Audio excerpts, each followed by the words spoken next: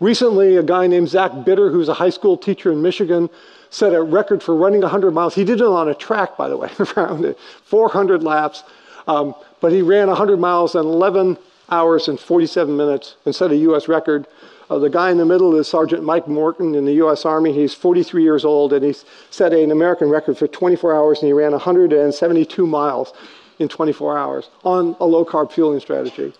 Donald O'Neill, who lives here in Cape Town and had done the movie Serial Killers 1 with Professor Noakes a couple of years ago, and he came out and chronicled a trans-Pacific row by Sami Inken and his wife Meredith Loring. They got in a rowboat in California, rowed to Hawaii in 45 days, unsupported, so no resupply in the middle.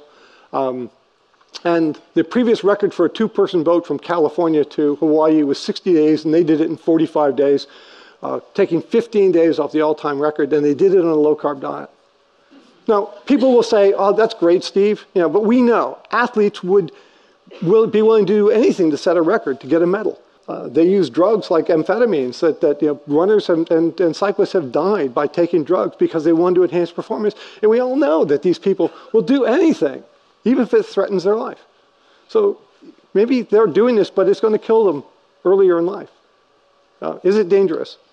So I want to show you one study that was run by Jeff Volek's group.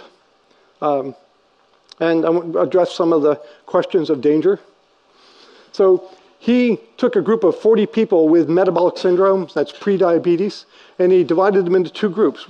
One group of 20 was put on a low-fat and low-saturated fat diet. You can't really see it, I'm sorry, that's up here. And the other group was on a low-carbohydrate, high-fat diet, and particularly high in saturated fats. And we did that on purpose. Low-fat diet was about 1,500 calories a day, and it was 56% carbohydrate, about 20% protein, and only 24% fat. So it's quite low fat, and it contained specifically 12 grams of saturated fat per day. The high-fat, low-carb diet was a little higher in protein, 28%, about 12% carbs, and 59% fat. But again, it was 1,500 calories a day, and people say, well, that isn't really that high. Remember, Stephenson was eating 75 or 80%. But remember, this is 1,500 calories. These people are burning more than that. So a lot of their calories are coming from body fat. So actually what the body is burning is more than 59%. But the important point is 36 grams of saturated fat per day in this group, 12 grams of saturated fat per day in this group, and very big differences in the amount of carbohydrate. This shows you the weight loss for the two groups, and the dietary records there, or the dietary intakes. And as we typically see, and Dr. Westman has published multiple studies, and others have published studies of comparing these two diets for 3 months or 6 months or a year, you typically see more weight loss with the low-carb diet. And people say, well, it's just water weight. Well, in the first week or two, the water weights differ. But once you get out here, you get substantial differences in fat weight. So this is greater fat loss here than here. But what happens to the risk parameters? So-called bad cholesterol, LDL cholesterol, went up with the ketogenic, the low-carb diet, and went down with the low-fat diet. But these are very small changes on average in the LDL, and they were not statistically significant. LDL particle size is very important, and a 3% increase in LDL particle size is actually a highly significant difference, which means it reduces risk. HDL, the good cholesterol, went up markedly here, much more so than over here.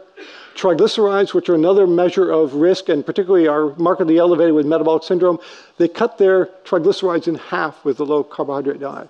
There is no drug that I can prescribe you as a physician that would get anything like this change in HDL and the reduction in triglycerides.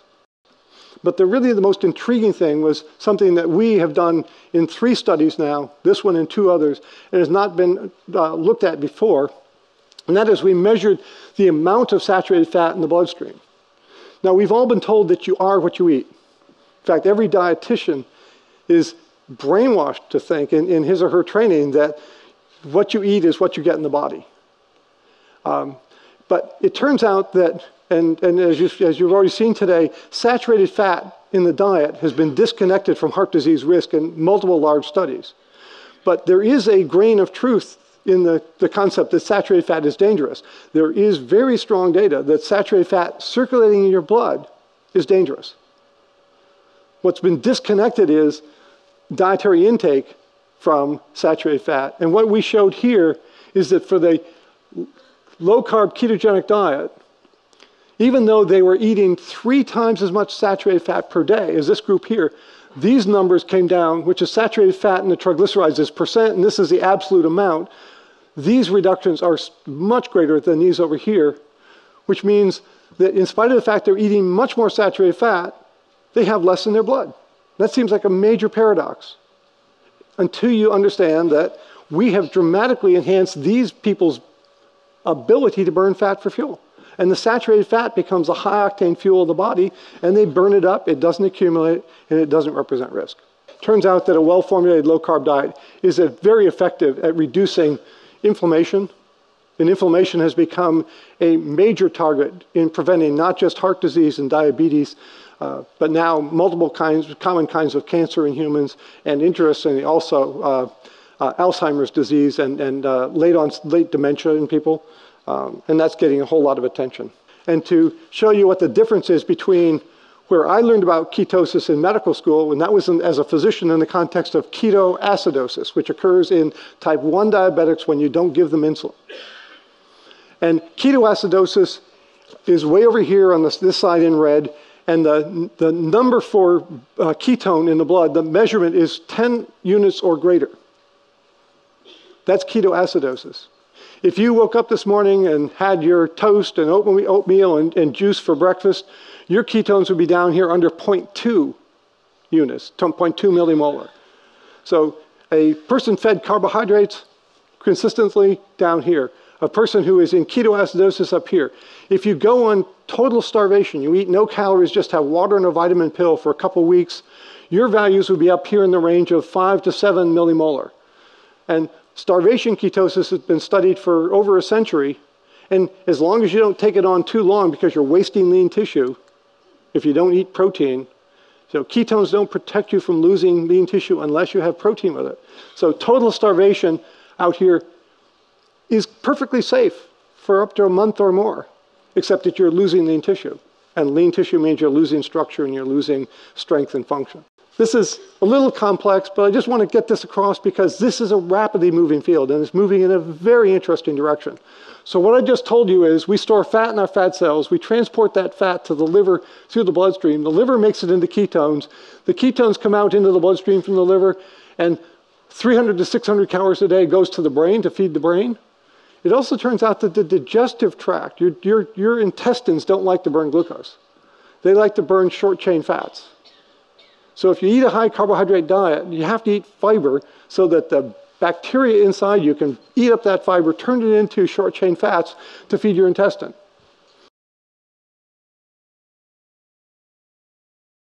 But if you're an Inuit who, even if you believe they harvested, lichens and really sour berries and stuff and ate them in the summer for vegetables, but for 9 months a year they lived on snow and ice. There was no gatherable plant food. They had no obvious source of fiber in their diet. And how did they maintain intestinal health for that 9 months?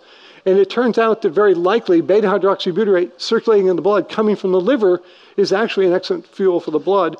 And multiple groups have made the observation that people with irritable bowel syndrome, which is quite common, the people with irritable bowel syndrome frequently see dramatic improvement, if not complete remission of that syndrome when they go on a well-formulated ketogenic diet, which means the liver is feeding the gut and the gut is happy under those circumstances. That's still a hypothesis, it's not proven, but I thought I'd dangle it out there because if you have IBS, it's really great to make it go away. But the really exciting thing that's happened is we now, just in the last couple of years, based on a remarkable paper published in the journal Science, and by the way, the journal Science is probably hands down the best and most dependable in terms of quality research. It stands the test of time. A little over 2 years ago, a group from San Francisco published a paper saying that beta-hydroxybutyrate is a signal that goes directly to the nucleus of the cell and changes the activity of a specific set of genes called histone deacetylases, and we won't have a test afterwards. The histone deacetylases control how your body defends itself against free radicals, what we call oxidative stress. When you have ketones circulating, you basically turn on your defenses against oxidative stress and free radicals. which means it's like it's taking a super potent antioxidant pill, except it's coming from inside you. Now let's flip this thing over and say, when our more recent ancestors adopted agriculture and started producing lots of carbohydrates, and we ate those carbohydrates and we had our toast and oatmeal and orange juice for breakfast, that made our ketones go really low. We didn't get this signal, and our defenses against oxidative stress got turned off. And maybe that's why we have to take antioxidants and eat spinach. What Aboriginal person would choose to eat spinach? In recent papers, defense against oxidative stress, stabilization of things called mast cells, which are involved in allergy and asthma. And we see a lot of people with upper airway disease get better on a low-carb diet. So you put stuff in the little petri dishes you grow them in and see if it makes them live longer. And people have been, the holy grail of the drug industry is to find a longevity drug, something that makes these things live longer, that doesn't have toxic side effects, and we can feed it to people and make people live longer. Well, they put beta-hydroxybutyrate in the culture medium, and they live 26% longer. 26% increase in longevity. We're not talking about ketoacidosis, we're talking about nutritional ketosis. It's not dangerous. And then we come to the question of, how do you do it? I want to just alert you to the fact that not all low carbohydrate diets are ketogenic. That the more carbohydrate you eat, the less ketones you produce. That's going up vertically. The more protein you eat, the less ketones you produce. And if you look at the range of diets that we eat, at the upper side here is the Ornish diet. I don't know if you know about that, but it's a doctor in California who believes that basically vegan diet that's very low in fat, involved with including exercise and meditation and stress relief, is the ideal diet for all humans. And there are people who thrive on this diet. What we call the standard American diet, but when I went to low carb down under, we called it the standard Australian diet.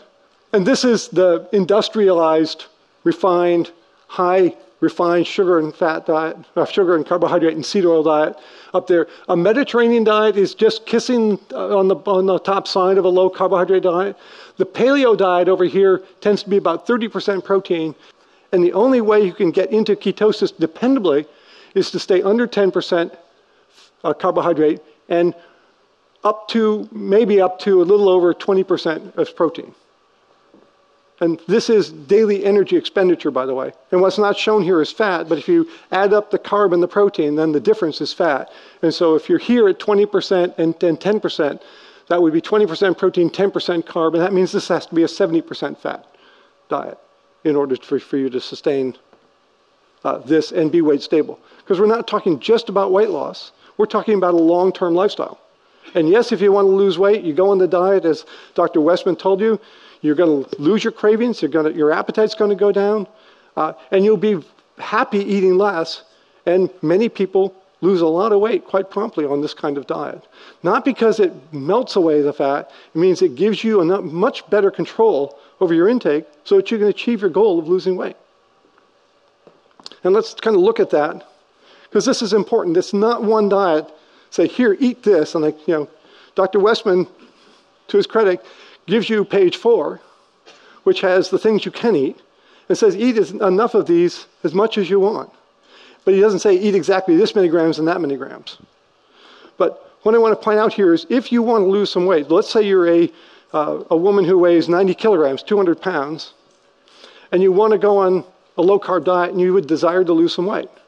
If you go on this diet and your cravings and your appetite are markedly reduced, then even though you're burning 2,800 calories a day, you might only take in 1,400 calories a day. And that would give you a deficit of 1,400 calories a day, which means you lose about 2.5 or 3 pounds, about a little over a kilo a week of body fat. And we show that with this pie chart here. And I do something different here because I show not just your dietary carbs, your dietary protein, and your dietary fat, but I show your body fat contribution.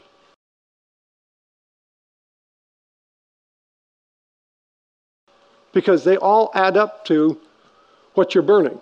So you're eating 1,400 calories a day, you're burning 2,800 calories a day, so this is 14 here and this is 1,400 here. So on your plate though, this would look like double the amount of protein because you're only, it's a smaller amount of food, so a higher proportion looks like it's protein. and a higher proportion looks like it's fat because you kind of invisible to you is this 50% that's coming from body fat. That results in weight loss.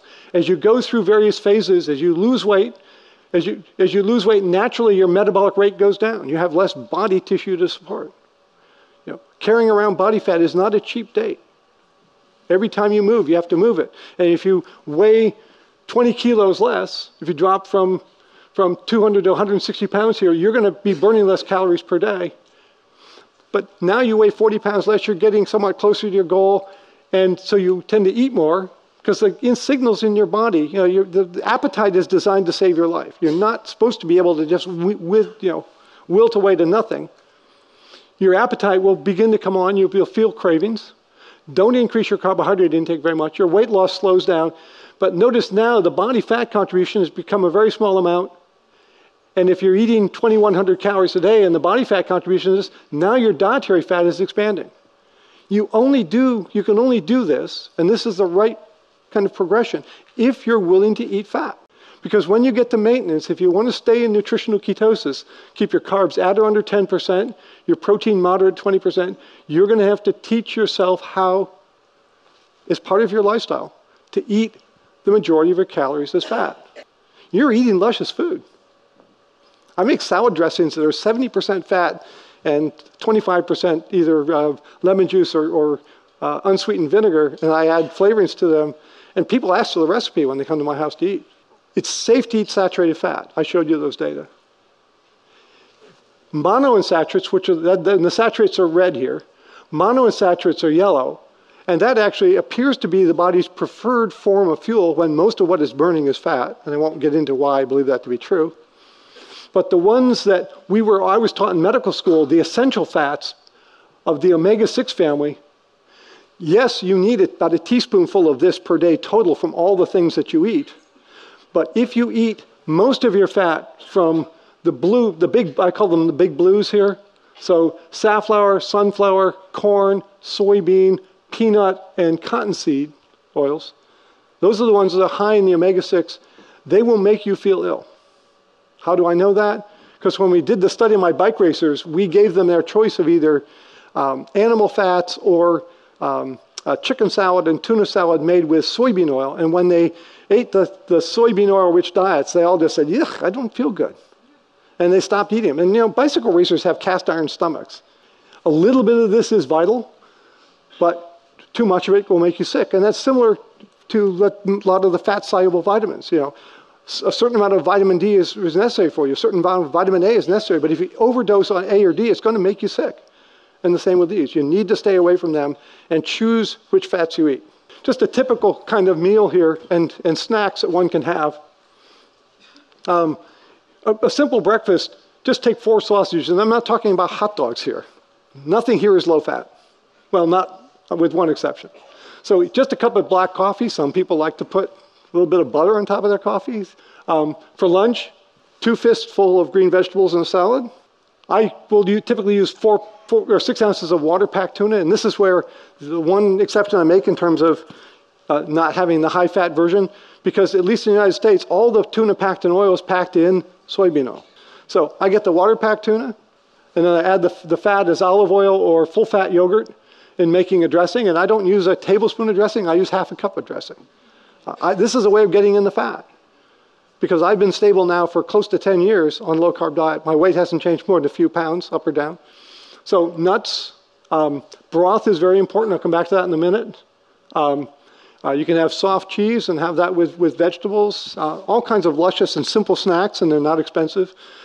Dinner can be a really luscious meal, including 4 ounces of ice cream. That's the good news. The bad news is you have to make it yourself, because nobody yet commercially makes a good-tasting, true low-carb ice cream that's full fat.